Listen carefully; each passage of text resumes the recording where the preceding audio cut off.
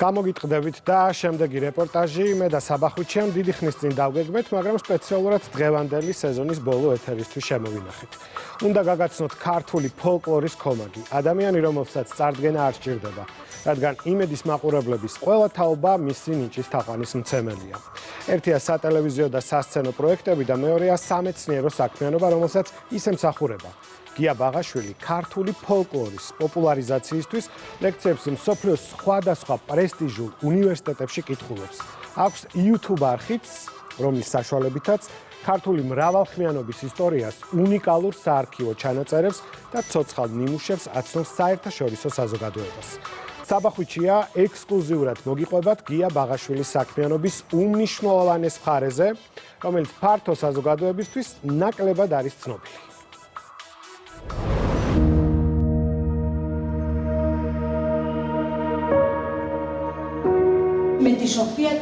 ჩვენი დღევანდელი შეკრება მხოლოდ პრეზენტაცია არ არის. ეს არის პატივისცემის ცერემონია, რომელიც ეძღვნება შემოქმედს, ხელოვანს, რომელიც საკუთარ თავში მთელი კულტურული მემკვიდრეობის სინათლეს ატარებს.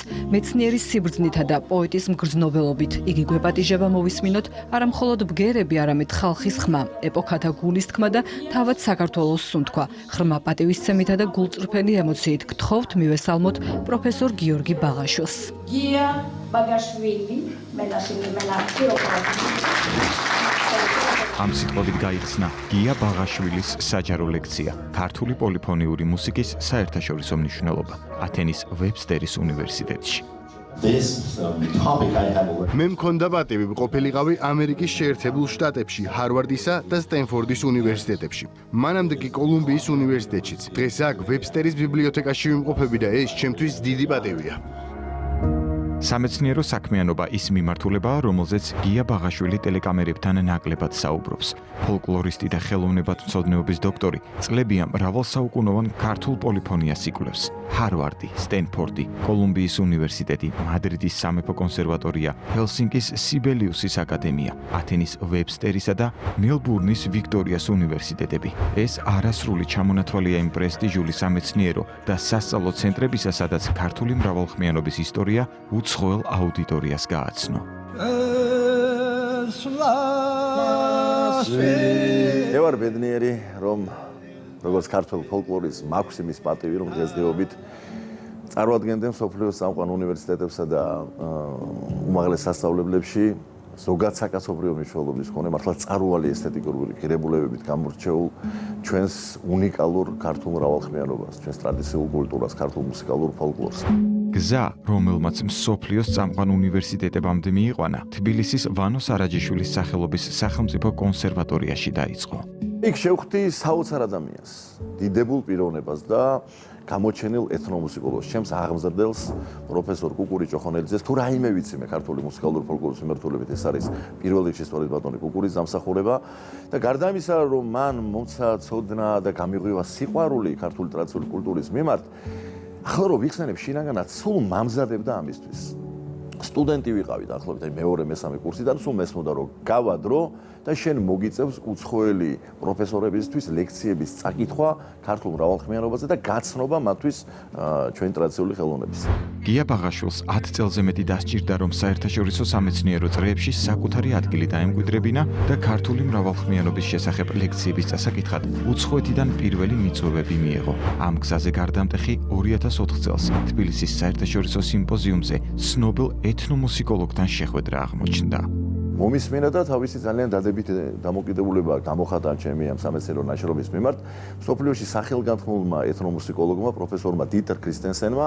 ის არც მეტი არც ნაკლები ჩემი სადისერტაციო ნაშრომის ოფიციალურ რეცენზენტობას დათანხმდა. ჯერ თავისთავად ეს იყო ჩემთვის საეტაპო მნიშვნელობის რამ. შემდგომ ძალიან დამეხმარა აი საერთაშორისო პირველი კონტაქტების დამყარებაში და მე ვარ უზომოდ ბედნიერი, რომ მომეცა საშუალება მის მშობლიურ უნივერსიტეტში, კოლუმბიის უნივერსიტეტში, ნიუ-იორკში 2023 წელს ჩატარდა ჩემი საჯარო ლექცია, რომ საჯაროდ გამომეხატა ეს მადლიერება და პატივისცემა მის მიმართ. აი სწორედ ამ უნივერსიტეტში იგი 30 წლის განმავლობაში ხელმძღვანელობდა ეთნომუსიკოლოგიის კათედრას. ემოციური იყო აუდიტორიის რეაქციაც. ლექციის დასრულების შემდეგ ერთ-ერთმა მსმენელმა ცრემლები ვერ შეიკავა. Thank you. You lifted my soul. მადლობა რომ შეეხეთ ჩემს სულს. ეს ყველაზე საოცარი საღამოა ჩემს ცხოვრებაში. ამაზე მეც ვერც ვინატრებდი. დიდი მადლობა. ასეთი აღმოჩნდა ქართული მრავალხმიანობის ძალა, საუკუნეების ისტორია, რომელიც უცხო მსმენელისთვის ერთდროულად ცოდნათაც იქცა და ემოციადაც. შემდეგი მნიშვნელოვანი გაჩერება სტენფორდის უნივერსიტეტი იყო, სადაც გია ბაღაშვილის ლექცია ხანგრძლივი აპლოდისმენტებით დასრულდა. ჩავატარე საჯარო ლექცია თემაზე მუსიკალური სარკმლიდან დანახული საქართველო. და დიდი მადლობა მინდა უთხრა სტენფორდის უნივერსიტეტის ორ პროფესორს, ქართველი ერის დიდ მეგობარს, გამოჩენილ ორ მეცნიერს, ბატონ იზალი ზემცოვსკის და მის მეუღლეს ხალბატონ ალმას და მართლაც ისეთი ინტერესი მოყვა ამ ლექციას, იმიტომ რომ 50 წუთზე მეტხანს გაგრძელდა შემდგომ უკვე კითხვა-პასუხი დაგეგმილზე. ქართული მრავალხმიანობის მკვლევარი ამბობს, რომ ამ მდიდარი და უნიკალური მემკვიდრეობის წარდგენა მხოლოდ შთამბეჭ და ვთხრობას არ ნიშნავს. თითოეული სიტყვა ზუსტი უნდა იყოს და საქართველოს კულტურულ მნიშვნელობას სრულად გამოხატავდეს. იხსენებს პოლემიკას ჰარვარდის უნივერსიტეტთან, რომელიც მისი ლექციის სათაურთან დაკავშირებით 6 თვეს გაგრძელდა. ვითხოვდი რომ ფილიპო შემდეგი სათაური ეს დარჩა კიდე საბოლოოდ საქართველოს ღვინისა და მრავალხმიანობის აკვანი.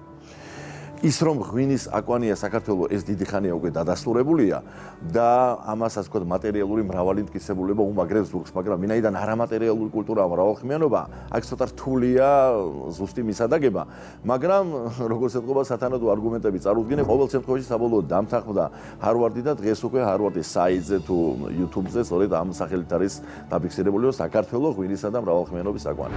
გია ბაღაშვილი ამბობს, რომ ამ სამეცნიერო ტურნეებისას მსოფლიოს არაერთ ქვეყანაში გადააწყდა კვალს, რომელიც ანზორ ერქომაიშვილმა დატოვა. მისი ხელმძღვანელობით შექმნილი ინგლისურენოვან სამტომეულს საქართველო, რომელშიც 2000-ზე მეტი სიმღერა და საგალობელია თავმოყრილი, გია ბაღაშვილმა მსოფლიოს წამყვან არაერთ უნივერსიტეტს გადასცა. სადაც კი ჩავდივარ, წინ ხვდება მისი ნამოღვაწარი და მისი დიდი სახელი. აი თუნდაც იაპონია რომ ავიღოთ, აი მზეს ფიცულობენ დღემდე ანზორ ერქომაიშვილს, ყველას ვისაც კი მასა შეხება ქონდა. რამდენიმე თვეა პროფესორი გია ბაღაშვილი მსოფლიოს უკვე ინგლისურ ენაზე უამბობს ქართული მრავალხმიანობის ისტორიას. ტელეკომპანია იმედისა და გია ბაღაშვილის YouTube არხებზე გამოჩნდა ყოველკვირეული შემეცნებითი გადაცემა ქართული ფოლკლორი გია ბაღაშვილთან ერთად. წლების განმავლობაში მქონდა სურვილი, რომ გამეკეთებინა ინგლისურ ენოვანი გადაცემა YouTube-ზე, რომელიც მოგეხსენებათ უნივერსალური საშუალებაა, რომ სოფლიოს ნებისმიერ წერტილში მიაწოდო ფართო საზოგადოებას ნებისმიერი სახის ინფორმაცია. მინდა ძალიან დიდი მადლობა უთხრა ტელეკომპანია იმედს, რომელიც ამომიდგა გვერდში და გავაერთიანეთ, ასე ვთქვათ, ტელეკომპანია იმედის ოქროს ღილაკი და ჩემი არხის, ანუ გია ბაღაშვილის YouTube არხის ვერცხლის ღილაკი, საიმისლოდ, რომ ნამდვილი ბრილიანტი, ჩვენი ქართული ფოლკლორი ერთად გავაცნოთ მთელ მსოფლიოს. Welcome to this series Georgian Folklore. I am Gia Bagashvili, its author and your host. გია ბაღაშვილი მაყურებელს ქართული ფოლკლორის ტრადიციების, კულტურის ისტორიას, მუსიკალურ დიალექტებსა და იშვიათ საარქივო ჩანაწერებს აცნობს. გადაცემას ხშირად სტუმრობენ ფოლკლორული ანსამბლებიც.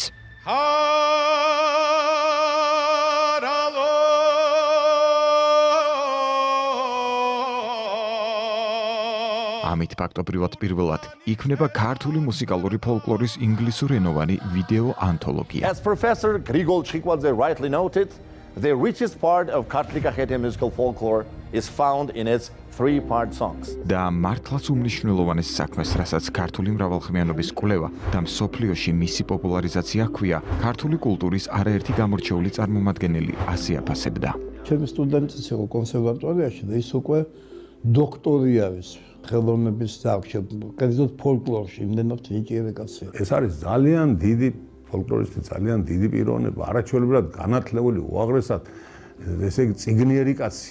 საიდან არის ყველაფერი წერს, კრავს, ყველაფერს აკეთებს, შენ ენები იცის. ადამიანი, მაგრამ წარმოიდგინოს ახლა აი უნდოდეს ნიჭი გლობალურად რანაირია, ხო? დაიხატოს, აი, გია შეხედე და ყველაფერი არის. და მე კიდე რა მიხარია, რომ ასე შემოქმედებითად, ასე კაცობით, ასე გაგებით ერთმანეთთან როგორ არის ნაწყობი. მე მივესალმები აი ესეთ მამაშვილობა სამაგალითოა. დღეს კი უკვე ახალი თაობის ხელოვანები საუბრობენ. როდესაც მე გავეცანი მის ლექციებს ჩვენი ქვეყნის ფარგლებს გარეთ,